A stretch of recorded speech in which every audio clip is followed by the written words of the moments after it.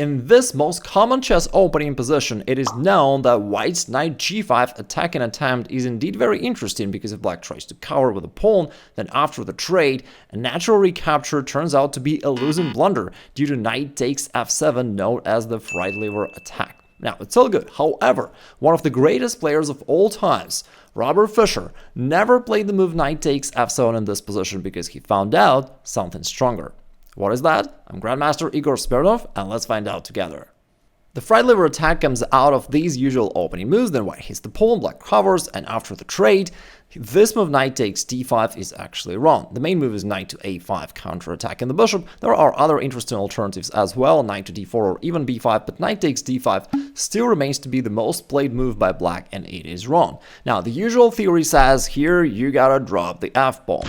But now after the recapture and queen takes f3, initially white thought that white is easily winning due to this double attack. The king goes back somewhere, you grab the knight, you keep attacking, and everything's good.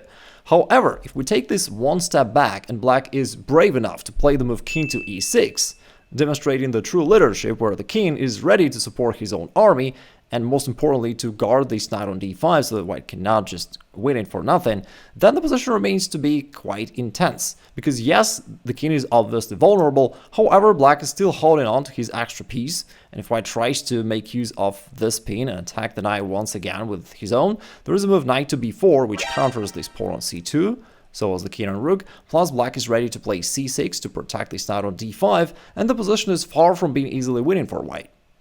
That's why in this position Fischer played another move, pawn to d4, known as the Lolli Attack. Well, taking into account the name of the main variation, the Lolli Attack, this should definitely be called a lollipop attack. Anyways, so what's the point of this thing? Well, first off, you keep putting pressure here in the middle of the board, and you don't give your opponent any time to complete their development. Now, what will your opponent play right here? Well, some of them will actually look at this juicy knight and will decide to go ahead and grab it. They won't notice that movement of your pawn from d2 to d4 opened up the bishop, therefore this is just a blunder of a queen. But of course, most of your opponents won't do that, they will instead capture this pawn either with a knight or with a pawn. Capturing with a knight allows you to play pawn c3, and this knight cannot really go back, because if it does, then after that, guess what? Instead of sacrificing your knight, as you do in the Lolli Attack, here you sacrifice your opponent's knight, which is a lot more practical, plus you keep attacking. Even though black lost the knight, they still couldn't deal with this threat to their f7 pawn.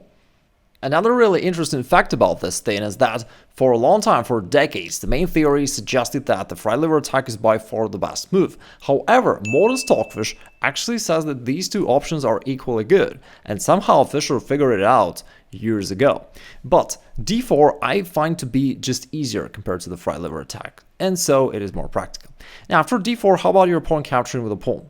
Well, guess what? This opens up this file which strengthens your attack. You can castle kingside, and now rook e1 is coming. Plus you still have pressure across this diagonal, and your knight is also very active, therefore you do have a ton of attacking ideas here. Queen to f3 is coming, still to put even more pressure, and just by the sheer amount of arrows that are drawn here, you can see that black's in trouble. Now, there's also one really great variation which is useful to know. If black tries to solidify all these weaknesses and also block the e-file and goes bishop e6 to overprotect everything, you play rook e1 to add more pressure. Now the bishop is pinned and attacked twice. Black goes queen to d7, and it looks like everything is overprotected really well here. However, you still play the Lolli on steroids. You play knight takes f7, nevertheless, sacrificing the knight. And that will really shake the confidence of your opponent and will sacrifice his rating. So what can your opponent do? He cannot capture with the bishop because it's pinned down to the king. Taking it with the queen is possible, but it's bad because after bishop takes d5, still the bishop is pinned and now attacked twice, and black is once again in trouble. So let's take that back. How about king takes f7, the final option? Then you play queen to f3 check, similar to the Lolli Attack indeed. And now the king cannot go back to the e-file because of the very same pin, once again, and the bishop is attacked twice. But if the king comes back to here to g8, then you sacrifice the rook on e6 and you break through this weak diagonal. Now thanks to this pin you're winning the game, and if black captures on d5, that is even a checkmate. Back to the game, Fischer's opponent played another natural move, bishop e7, attacking this knight and getting ready to castle, but Fischer says not so fast and sacrifices the knight anyways. Now black has to accept it because it also forks the king and the queen and rook, but after king takes, white continues similar to the fried liver attack with this double attack to the king and the knight. But here's the difference. Now if black simply goes back somewhere, then after bishop takes d5, you keep your attack going for free. Now the king is exposed, it moves, therefore it cannot castle in this game. You have this open file and your attack just goes seamlessly. But how about the most stubborn move in the fried liver? King goes to e6. Well, in this position, this is not the best move. In fact, it's a losing error. Because in the fried liver, black still had the pawn on e5, shooting the king, and black's position was fine. But now with the pawn gone to the d file, this e file is now open, and you utilize that straight away, which is what Fischer did with rook to e1 check. And that is the main difference. And that is why Fischer inserted that in-between move pawn d4 before kind of executing a similar attacking pattern to the fried liver attack. Now rook e1 check, black covers. Now you play bishop f4, also obtaining a PM tile along the way. Black needs to guard this knight right here. This knight is still pinned. Black goes bishop f6 to solidify this knight. And here Fischer played knight to c3. And I'm giving the 2 exclamation marks, but this time not to Fischer, but to Morphy.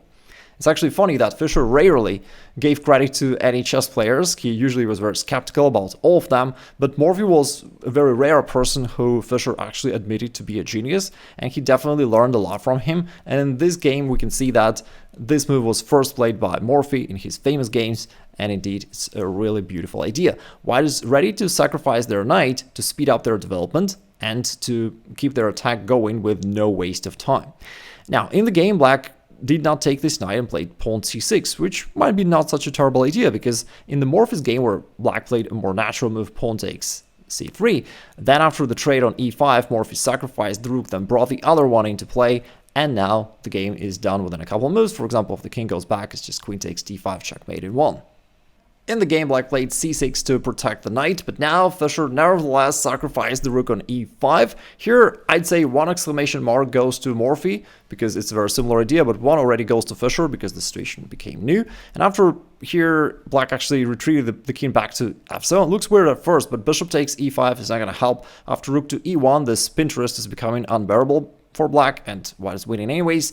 Therefore, in the game, black tried to retreat back to f7, hoping to keep the king somewhere in safety, but Fischer doesn't slow down. He plays knight takes d5 and keeps the attack going. Now this becomes a problem for black. If black were to capture right here on d5, it's easy for white. White can take either way with a bishop or a rook with a ton of different threats, and white is easily winning. Instead, if black were to capture right here on e5, that is also pretty easily winning for white. The king is in check. If the king goes back, you can even have this cheeky checkmate, which is pretty cool.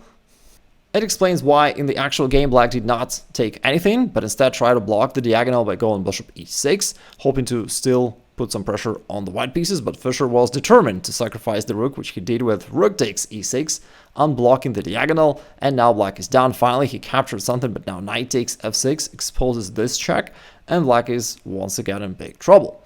Now, he didn't take this knight because here bishop c7 or something like that would win the game easily. It's not even just the queen, because anyways, the king will be checkmated pretty soon after that. So coming back to the game, after knight takes f6 check, black actually retreated the king back to e7, and after rook e1, black successfully played Fischer random right here, kind of giving credit to Fischer. And now after queen to a3, it's checkmate in 3 moves.